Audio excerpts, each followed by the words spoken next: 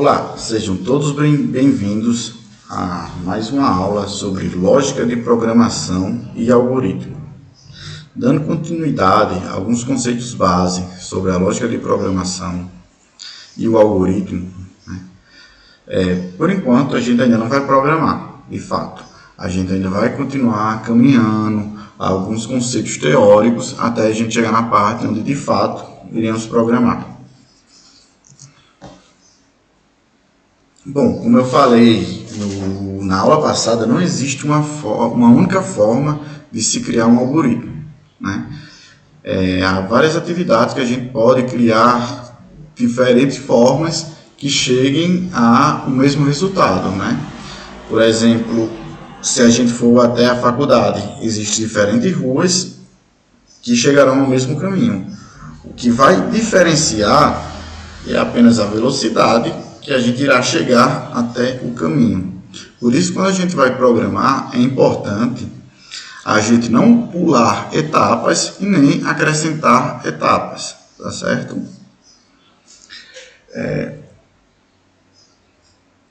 Assim, a ordem é extremamente importante para conseguirmos chegar ao nosso objetivo final. Afinal, o que isso tem a ver com o computador?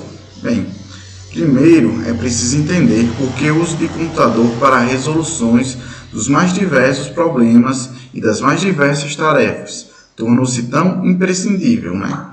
Para isso, vamos comparar um pouco o computador ao ser humano.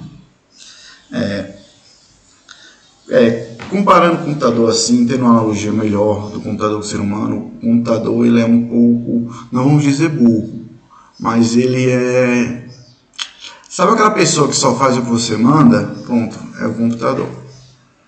Certo? Ele só faz o que é mandado, o que ele é programado para fazer. Certo?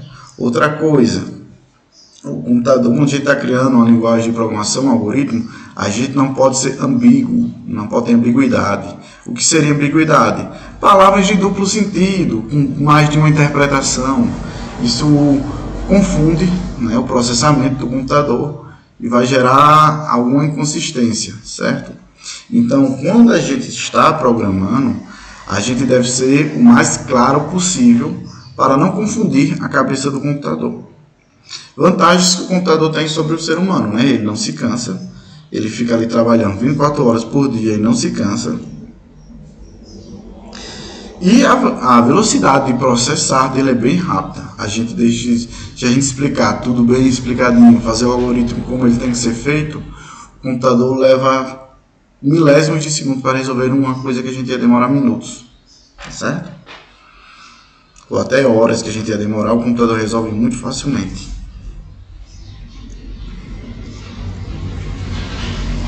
Outro conceito que a gente vai ver bastante são comandos, variáveis, expressões e instruções, certo?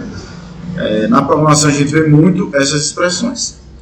No nosso exemplo do hambúrguer, faltou pensarmos em uma coisa: saber como escrever e definir quais são os passos necessários. Bom, cada pessoa pode definir o seu jeito. E isso poderia acontecer também ao escrevermos um algoritmo para programar. O programa tornaria o trabalho dos computadores muito mais complicado, pois cada pessoa poderia definir esses passos de uma forma, certo? Então, outra analogia, né? Existem certas regras de programação que devemos seguir para, se todo mundo criasse uma linguagem de programação, o computador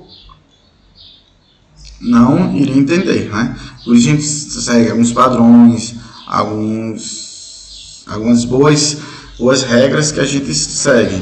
Porque, por exemplo, se eu desse uma receita de bolo em chinês e mandarim, você iria saber fazer? Não. Você até poderia saber fazer o bolo, mas você não ia entender. Tá certo? Então é imprescindível que a gente siga essas boas regras. Em computação, costuma-se padronizar grande parte dos conceitos envolvidos, e a definição dos passos de um algoritmo também foi padronizada.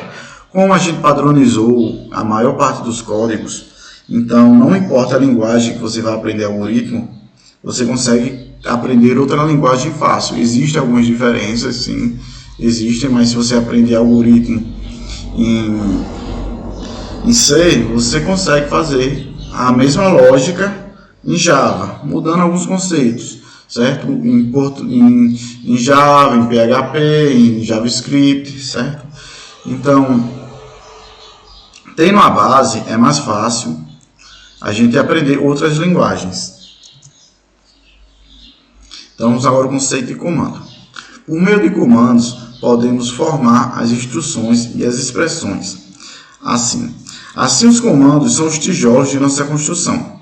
Com eles, o computador entende o que deve fazer, né? A gente vai colocando nossos comandos, geralmente são em blocos de comandos mesmo, com os tijolos, e o computador vai lendo, o processador, né, vai executando esses comandos em blocos, né?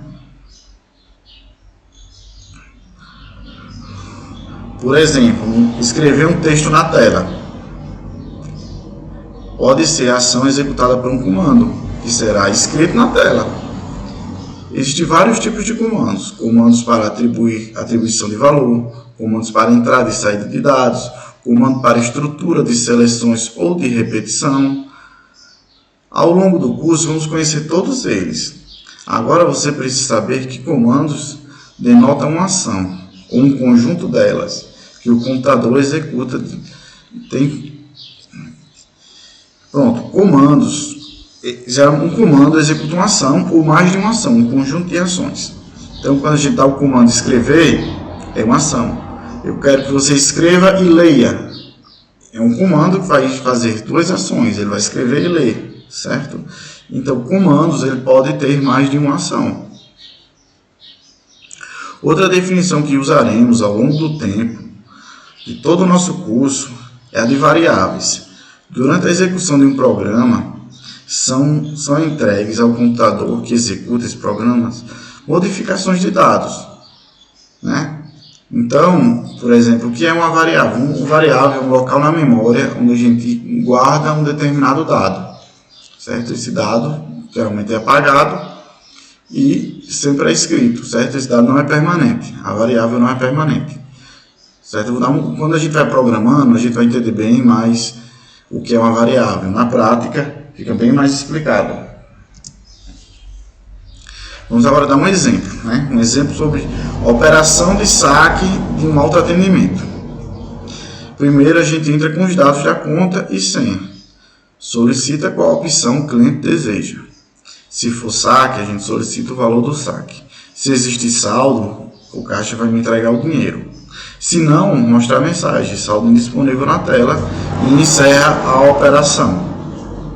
Esse valor que você solicita é um dado que precisa ser armazenado na memória do computador.